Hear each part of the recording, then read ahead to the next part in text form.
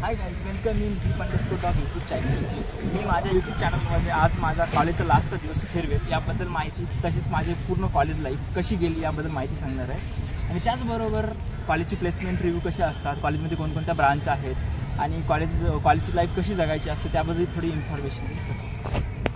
माझी college life पकडता आमचं ॲडमिशन जानेवारी 2021मध्ये झालं होतं कोविड-19मध्ये. आणि त्याचबरोबर माझे 1.5 वर्षाचे कॉलेजचे 1.5 सेमिस्टर हे पूर्ण कोविडमध्ये गेले, जेणेकरून ऑनलाईन होते. आणि नंतरचे 1.5 सेमिस्टर हे माझे ऑफलाईन गेले. आणि नंतर लास्टचं शेवटचं जे 1 वर्ष होतं त्यात इंटर्नशिप आणि कॉलेज मॉड्यूल असतं. येणाऱ्या या 5 मिनिटाच्या व्हिडिओमध्ये मी तुम्हाला प्लेसमेंट रिगार्डिंग माझी माहिती सांगेल. माझी वॅरॉकमध्ये सध्याच प्लेसमेंट झालेली आहे मागच्या ऑगस्टमध्ये. आणि आता माझ्या फेअरवेल आहे आज, की आज आम्ही कॉलेज आउट होत आहे. तरी पण कॉलेजच्या खूपशा आठवणी, जेणेकरून पुरुष नेतृत्व आणि वेगवेगळे क्लब आहेत, की वेगवेगळ्या ॲक्टिव्हिटीज राहतात, UPSC अंडर, ESWD अंडर. मी त्याची तुम्हाला माहिती सांगेल या व्हिडिओमध्ये. या आमच्या विश्वकर्मा इन्स्टिट्यूट ऑफ टेक्नॉलॉजी कॉलेजमध्ये वेगवेगळ्या ब्रांच आहेत, ज्यामध्ये टेक ब्रांचमध्ये येतात. टेक ब्रांचमध्ये कम्प्युटर, IT, AIML, AIDS ह्या ब्रांच येतात. आणि त्याबरोबर नॉन टेकमध्ये केमिकल, इंडस्ट्रियल, प्रोडक्शन डिपार्टमेंट आणि मेकॅनिकल डिपार्टमेंट हा येतो. प्लेसमेंट रिव्ह्यू पाहता, इतर कॉलेजांच्या प्लेसमेंट रिव्ह्यू पाहता हा कॉलेजचा रिव्ह्यू खूप छान आहे. आणि मी सुद्धा एक वॅरॉक कंपनीमध्ये प्लेस झालेलो. I can not disclose my package because the privacy of my training and placement officer, that is our centre officer of placement. And next regarding I will give building introduction of various department. This is the first building. In this building there are CS department, IT department, AIDS department, and this is second building. In this department there are production department and industrial department, and apart from that beside this department there are mechanical department. This is building number 3, and this is the fourth building. This is the fourth building. This is a chemical building. Yes. त्याचबरोबर आमच्या बऱ्याचशा आठवणी ह्या कॅन्टीनमध्ये गेलेल्या आहेत. तर मी आमच्या VIT कॉलेजमधल्या कॅन्टीन्सबद्दल माहिती देईल. आमच्या VIT कॉलेजमध्ये 3 कॅन्टीन आहेत टोटल. ती फूड कॅन्टीन आहे, त्यामध्ये तुम्हाला हेल्दी फूड्स वगैरे हे भेटतात. आणि त्याचबरोबर VIT कॅन्टीनसुद्धा इथे एक आहे, की ज्यामध्ये तुम्हाला जर थाळी पाहिजे असेल किंवा महाराष्ट्रीयन व्हेज पाहिजे असेल किंवा पंजाबी व्हेज पाहिजे असेल तर ते सुद्धा भेटतं. आणि त्याचबरोबर तुम्हाला कोल्ड ड्रिंक्स वगैरे जर पाहिजे असेल तर त्याच्याच साईडला एक छोटंसं टपरी टाईप कॅन्टीन आहे, की जी आपण टपरी टाईपची म्हणतो ते आहे, तिथे तुम्हाला भेटते. त्याचबरोबर कॉलेजमध्ये वेगवेगळे क्लब आहेत, की ज्यामध्ये UPSC क्लब सर्वात मोठा क्लब आहे, इव्हेंट प्लॅनिंग अँड एक्झिक्युशन कमिटीच्या अंतर्गत वेगवेगळे कॉलेजमध्ये मोठे फंक्शन जसे करंडक, विश्वोत्सव या वेगवेगळ्या इव्हेंट होतात. आणि त्याचबरोबर सोशल वेलफेअर डेव्हलपमेंट कमिटी आहे, जी SWD कमिटी म्हणून ओळखली जाते. त्यामध्ये वेगवेगळे सोशलचे फंक्शन होत असतात. त्यामुळे तुम्हाला DT2 नावाची एक ॲक्टिव्हिटी पण असते, की जी तुम्हाला क्लिअर करावी लागते फर्स्ट इयरला. तर मग चला आता आपण VIT कॉलेजच्या प्लेसमेंट रिगार्डिंग थोडी इन्फॉर्मेशन घेऊ. त्याचबरोबर माझी प्लेसमेंट कशी झाली आणि कोणत्या महिन्यामध्ये झाली आणि कंपन्या कशा आहेत त्या रिगार्डिंग थोडी इन्फॉर्मेशन पाहू. तर बेसिकली VIT कॉलेजमध्ये मोस्ट ऑफ द कंपन्या ह्या 4th इयरच्या स्टार्टिंगला म्हणजे 3rd इयरच्या एंडिंगला सुरू होतात. त्यामध्ये जून जुलै 3rd इयरच्या नंतर आणि ऑगस्ट हे 4th इयर पहिल्या ऑगस्टच्या महिन्यापासून सुरू होतं. तर माझ्या बाबतीत बघायचं झालं तर मी जून जुलै ही समर इंटर्नशिप केली होती IIT गुवाहाटीमध्ये. आणि त्यानंतर माझी कंपनी 1st ऑफ ऑगस्ट म्हणजे वॅरॉक 1st ऑफ ऑगस्टमध्ये TPOला त्यांनी कॉन्टॅक्ट केला की आम्हाला तुमच्या कॉलेजमध्ये प्लेसमेंट राऊंड घ्यायचा.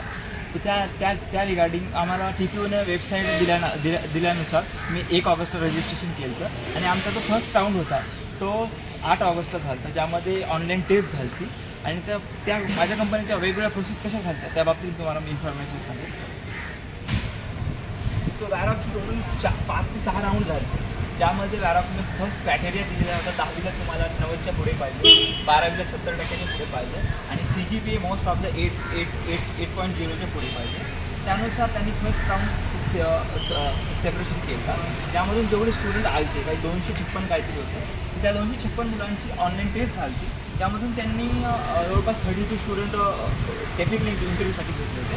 आणि त्यातून मग 8 स्टुडंट हे HR राऊंडसाठी घेतले होते. आणि शेवटचा राऊंड हा HR राऊंड असतो, ज्यामध्ये तुम्हाला तुमची कॅपॅबिलिटी आणि तुमच्या उद्देश आणि तुमची बिहेवियर पाहिलं जातं त्या HR राऊंडच्या माध्यमात. आणि फायनल लिस्ट लागते. तर वॅरॉकने यावर्षी आमच्या कॉलेजमध्ये 4 स्टुडंट घेतले, त्यामध्ये पहिला स्टुडंट मी होतो.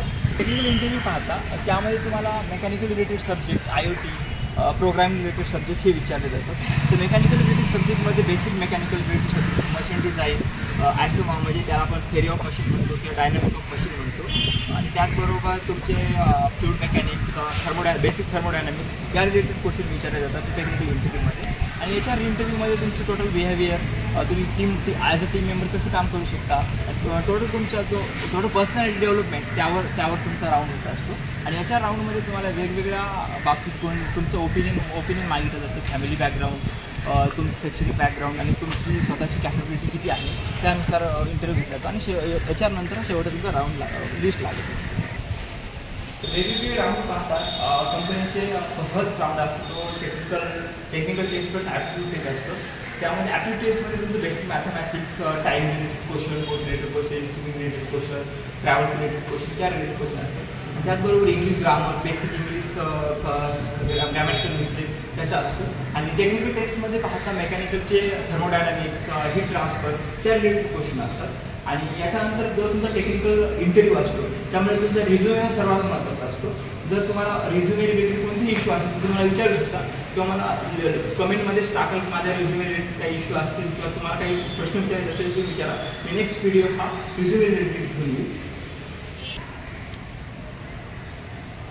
आणि रिझ्युमे रिलेटेड माहिती पाहता रिझ्युमेमध्ये तुम्हाला स्वतः इंजिनिअरिंगमध्ये जे केलेले EDM, engineering design and innovation related project जे असतात ते टाकायचे असतात. आणि त्याचबरोबर तुमच्या कोणते सॉफ्टवेअर येतात की कोणत्यामध्ये तुम्हाला हार्ड स्किल, सॉफ्ट स्किल येतात त्याच्या related achievement, extra curricular activity, को करिक्युलर ॲक्टिव्हिटीज टाकायचे असतात. आणि जेव्हा तुम्ही याच्यावर रांगलं जाता तर त्यावेळेस तुमचं टेक्निकल नॉलेज पाहिलं जातं.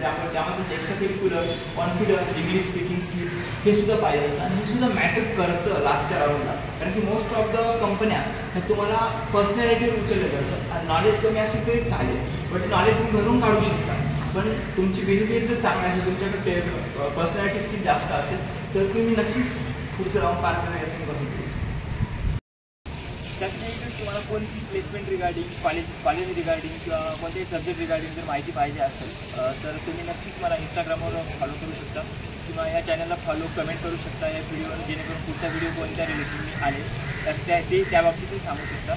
आणि प्लीज सबस्क्राईब आणि like the bell icon of this channel. Thank you.